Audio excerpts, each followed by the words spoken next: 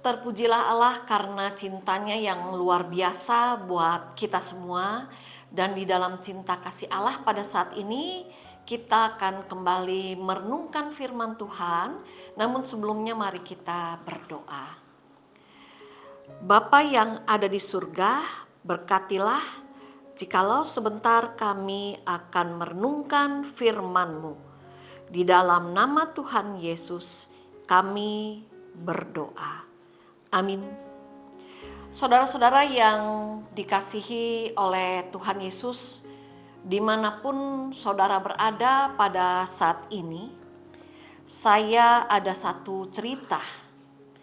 Pada suatu kali, ada dua orang rabi yang akan menyeberang sungai dengan arus yang pada waktu itu sangat deras sekali. Nah, rupa-rupanya selain kedua rabi tersebut, ada seorang wanita yang juga ingin menyeberang sungai itu. Pada akhirnya mereka berbincang dan ternyata wanita itu ingin menyeberang sungai karena ingin menengok saudaranya yang sakit.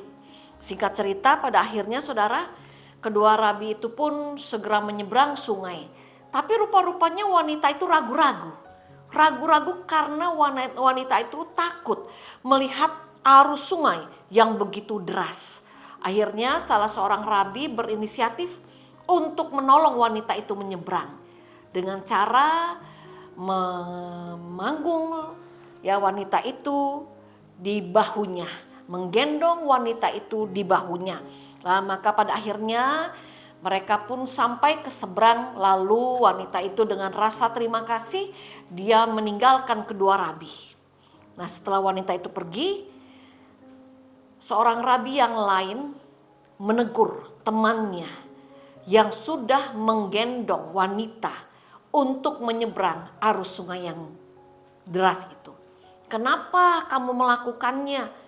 Kan kita tidak boleh bersentuhan dengan wanita, apalagi sampai menggendongnya.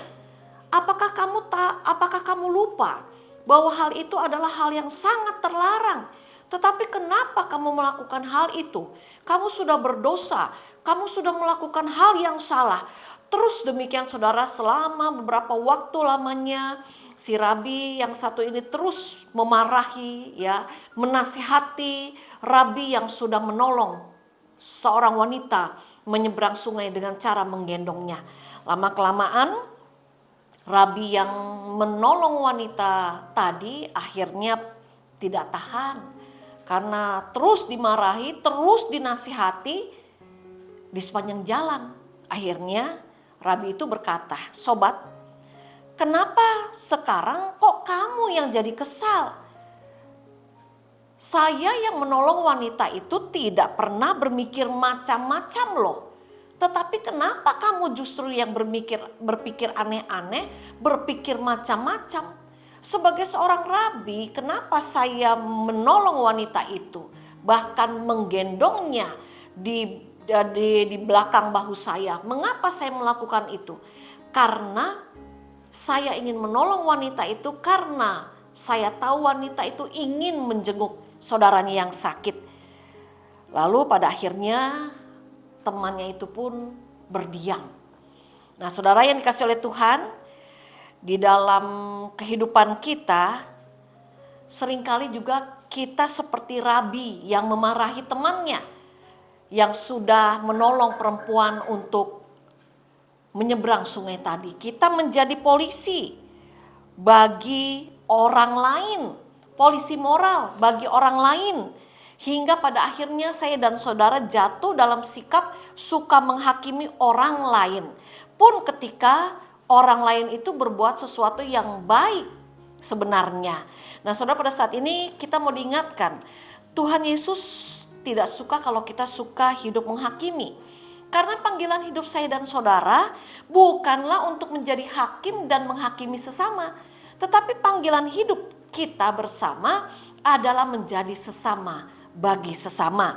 Oleh karena itu saudara, lebih hati-hatilah dalam kehidupan ini. Jangan sampai kita jatuh dalam sikap suka menghakimi orang lain.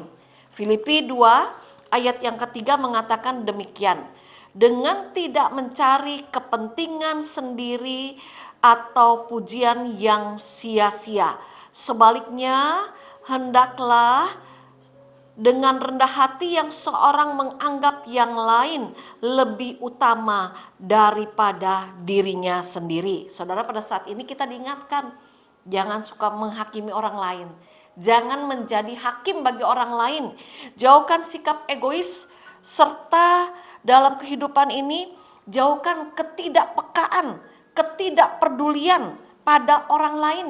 Itulah panggilan hidup saudara dan saya, yaitu untuk menjadi berkat, untuk menjadi sesama bagi sesama. Agar apa? Agar kita dapat memiliki banyak teman, agar kita dapat menjadi teman yang baik bagi sesama, seperti yang Tuhan kehendaki. Amin.